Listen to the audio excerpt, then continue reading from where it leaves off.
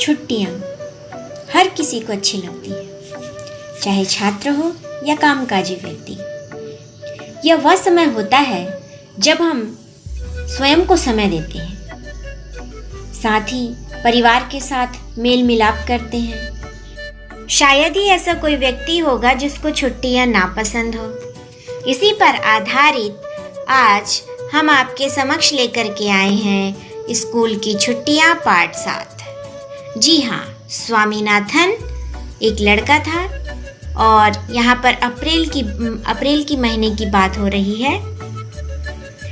माता पिता भगवान के द्वारा दिए हुए अनमोल उपहार हैं। माता पिता का बच्चे के जीवन में प्रथम स्थान होता है। वह बच्चे के प्रथम गुरु होते हैं और पहले दोस्त भी।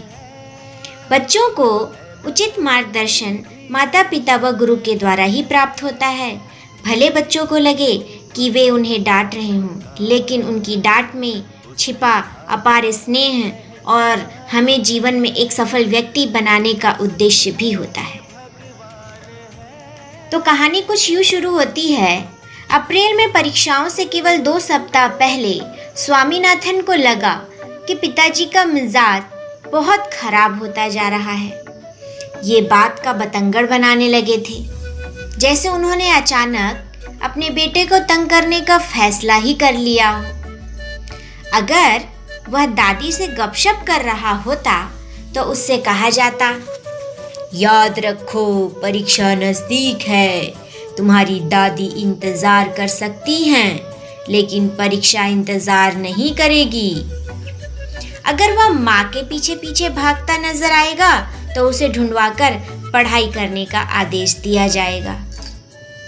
अगर तालुका दफ्तर के घंटे के 9 बजाने के बाद उसकी आवाज़ कहीं सुनाई देगी तो पिता के कमरे से आवाज़ आएगी, क्या स्वामी तुम अभी सोए नहीं? तुम्हें सुबह जल्दी उठना और पढ़ना है। स्वामीनाथन के जीवन का यह बहुत कठिन समय था। एक दिन उसने चिढ़कर पिता से कहा, आप परीक्षा को लेकर इतने परेशान क्यों हैं? पिता ने कहा, तुम फेल हो गए तो? स्वामीनाथन, मैं फेल नहीं हो सकता। पिताजी बोलते हैं, नहीं हो सकते, लेकिन जब तुम पढ़ोगे और सवालों का ठीक जवाब दोगे। मान लो कि तुम फेल हो जाते हो और तुम्हारे सहपाठी तुम्हें पीछे छोड़कर आगे बढ़ जाते हैं, तो जिस दिन परीक्षा खत्म हो उस दिन से फिर अपनी मनमर्जी का काम कर सकते हो। स्वामीनाथन ने सोचा, मान लो मटर जो उसका दोस्त है, मणि, राजम और शंकर, ये सब मेरे दोस्त तो हैं और ये मुझे छोड़कर दूसरी फॉर्म ए में चले गए तो पिताजी ठीक कहते हैं, अर्थात दूसरी कक्षा में चले गए तो मैं तो यहीं का यहीं रह जाऊंगा, अर्थात पिताजी की बात सही है। फिर पिताजी ने और भी डराने वाली बात कही, क्या? पिताजी कहे, मान लो तुमसे नीचे के 5वीं के लड़के तुम्हारे सहपाठी बन गए तो? ऐसा सुनते ही स्वामीनाथन परीक्षा की तैयारी में लग गया। स्वामीनाथन ने आधा घंटा दशमलव के सवालों में लगाया। परीक्षा का अंतिम दिन। एक तरफ सूखे होंठ, सूखा गला, स्याही से रंगी उंगलियां और थकान, और दूसरी तरफ परीक्षा समाप्त होने की खुशी के साथ स्वामीनाथन अंतिम दिन परीक्षा भवन से बाहर निकला। सभी का हाल ऐसे ही होता है परीक्षा में। स्वामीनाथन को अचानक लगा कि उसे इतनी जल्दी बाहर नहीं आना चाहिए था, लेकिन वह परीक्षा हॉल में और कैसे रुक सकता था? तमिल भाषा का पेपर 5 बजे तक चलने वाला था। उसने आखिरी सवाल की आखिरी पंक्ति अर्थात लाइन 4:30 बजे तक लिख ली थी। 6 प्रश्नों में से पहला प्रश्न उसने संतोषजनक रूप से किया था। दूसरे के बारे में उसे संदेह था, तीसरा ठीक था और चौथे के बारे में उसे साफ पता था कि वह प्रश्न का उत्तर गलत है, लेकिन उसे सही उत्तर का भी पता न था, तो करता तो क्या करता। छठा उत्तर जो था वो सबसे अच्छा था। क्यों? इसका उत्तर देने में उसे 1 मिनट लगा था।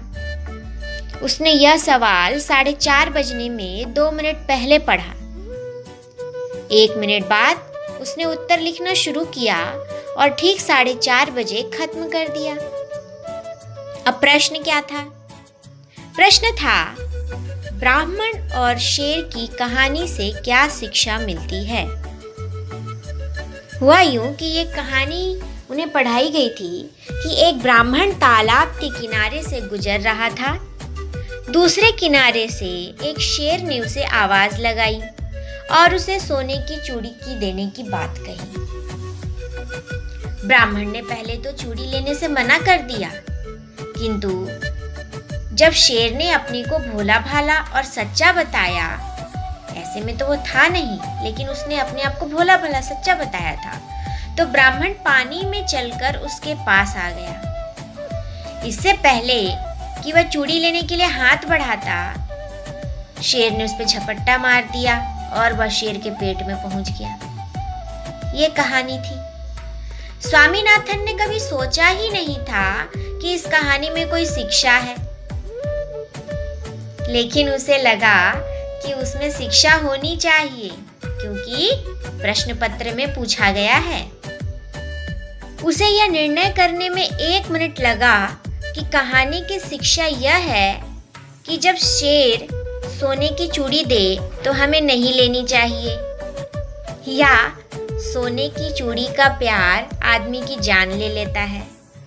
इन्हीं दोनों उत्तरों पर इसकी नजर गई और उसे सही लगा। उसने दूसरे जवाब में अधिक शिक्षा देखी और उसे लिख दिया। क्या? सोने की चूड़ी का प्यार आदमी की जान ले लेता है। यही उत्तर उसने लिख लिया। लिखने के बाद उसने हॉल की बड़ी दीवार घड़ी की ओर देखा।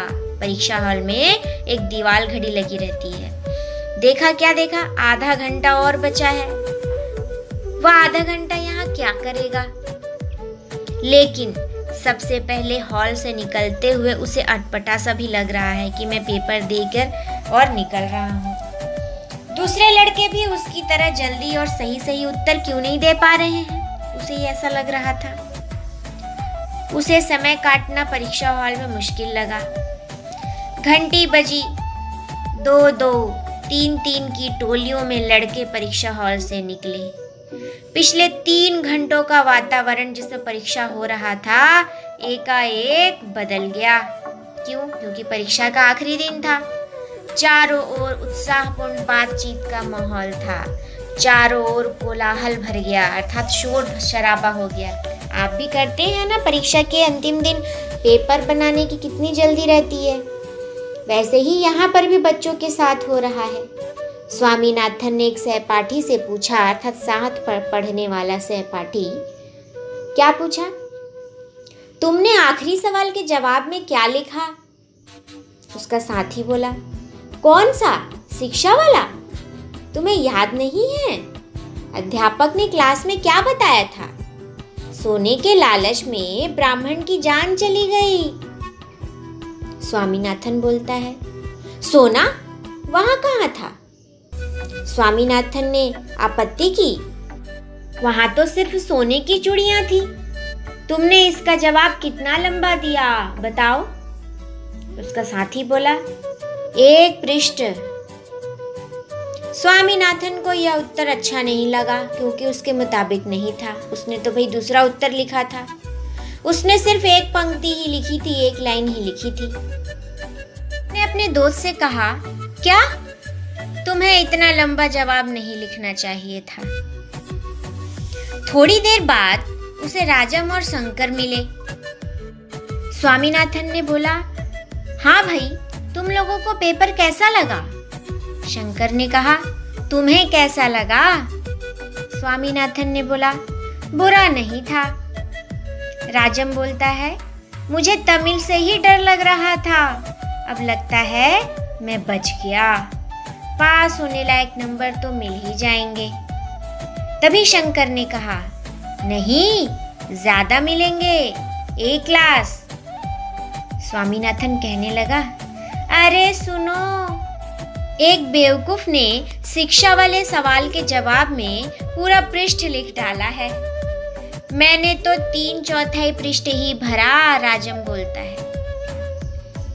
और शंकर? और मैंने आधे से कुछ ज्यादा। जो इन मामलों का विशेषज्ञ माना जाता था, शंकर उसने जवाब दिया। अब तो स्वामीनाथन की हालत, क्या बोलता है वो? मैंने भी इतना ही लिखा, लगभग आधा पृष्ठ। उसकी अंतरात्मा के घाव पर जैसे मरहम लगाते हुए वह खुद ही झूठ बोल गया। उस क्षण के लिए उसने अपने झूठ पर विश्वास भी कर लिया। स्वामीनाथन बोलता है फिर से, अरे तुम लोग जानते हो ना, कल से स्कूल की छुट्टियां चालू हो गई। तो फिर किसी ने पूछा, तो कल क्या करोगे? स्वामीनाथन बोलता है, मैं अपनी किताबें चूल्हे में डाल दूंगा। शंकर ने कहा, मेरे पिता ने छुट्टियों में पढ़ने के लिए कई किताबें मुझे खरीद दी हैं, जहाजी सिंदबाद, अली बाबा, ये सब। मणि हाथ ऊपर उठाकर रोता झिकता हुआ आया। क्यों? वक्त बहुत ही कम था, वरना मैं आखिरी सवाल को तो उड़ा सकता था। ऐसा ही होता है सबके साथ। मटर भी, जो उसका दोस्त था, कहीं से प्रकट हुआ। उसके बाएं गाल पर स्याही की बड़ी लकीर थी। पहले फाउंटेन पेन चलता था, स्याही वाला। 15 मिनट बाद फिर घंटी बजी। सारा स्कूल हॉल में इकट्ठा हो गया। सबके चेहरों पर खुशी थी और बातों में अच्छी दोस्ती की झलक भी थी। अध्यापक भी अपनापन दर्शाते हुए खुश लग रहे थे। हेडमास्टर मंच पर आए और शोर के थमने का इंतजार करने के बाद उन्होंने छोटा सा भाषण दिया। उन्होंने कहा, स्कूल जून की 19 तारीख तक बंद रहेगा और 20 जून को खुलेगा। लड़के अपना समय नष्ट नहीं करेंगे और कहानियों की किताबें पढ़ते रहेंगे तथा अगली कक्षा की किताबों पर नज़र डालते रहेंगे, क्योंकि वे आशा करते हैं कि सभी अगली कक्षा में जाएंगे। अब 1 मिनट और प्रार्थना होगी और उसके बाद सब लड़के अपने अपने घर जा सकते हैं। प्रार्थना हुई और प्रार्थना के अंत में जैसे तूफान आ गया। ऊंची आवाजों और चिल्लाहटों का झुंड रेले की तरह हॉल के बाहर निकला। खुशी सबके चेहरे पर। मणि ने स्कूल के गेट पर तेजी से काम किया। किसी का कलम छीना, किसी की दवात और उन्हें तोड़ दिया। उसके आसपास लड़कों की खुशी और उत्तेजना से भरी भीड़ थी। एक एक चीज के टूटने पर खुशी की चित्कार उठती थी। उस क्षण के उत्साह में आकर स्वामीनाथन ने अपनी दवात खुद ही अपने सिर पर उलट ली थी और बहती स्याही से उसकी आंखों के नीचे काले दायरे पड़ गए थे। पुलिस का एक सिपाही सड़क से गुजरा। मणि ने उसे आवाज दी, सिपाही जी, इन लड़कों को गिरफ्तार कर लो। इसके साथ ही सैकड़ों कंठों से निकले विजय घोष से आसमान गूंज उठा। फिर कुछ और दवातें फोड़ी गईं तथा कुछ और कलमें तोड़ी गईं। इस सारे तमाशे के बीच मणि जोर से बोला, अरे कोई सिंगाराम की पगड़ी ले आए, मैं उसे रंग दूंगा। अब ये सिंगाराम कौन था? ये था स्कूल का चपरासी। एकमात्र वह व्यक्ति था जो आज़ादी के इस उत्साह से प्रभावित नहीं था।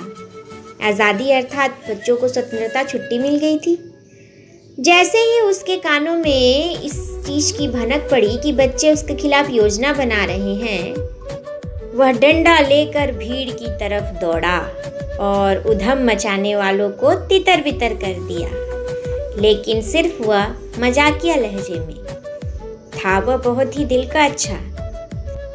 इस प्रकार छुट्टियां शुरू हो गईं। अभी आप भी घर में हैं इस कोरोना काल में, अपने परिवार के साथ आप अच्छे से रहिए और माता पिता की सेवा कीजिए, उनका कहना मानिए। वो आपके लिए जो भी बोलते हैं आपके जीवन के लिए बहुत उपयोगी है। आपको गुस्सा नहीं होना है, ठीक है?